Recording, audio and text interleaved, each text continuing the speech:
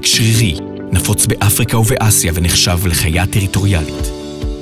כושר הקפיצה המרשים שלו, מהירות הריצה המרשימה לא פחות, והפרווה המיוחדת המספקת לו הסוואה מיטבית, הופכת אותו ללא ספק לטורף מוכשר.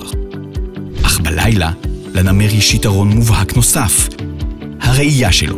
בלילה, אישון הנמר משנה את צורתו, אינו פתוחה לרווחה, וראייתו בחושך טובה פי כמה מזו של האדם.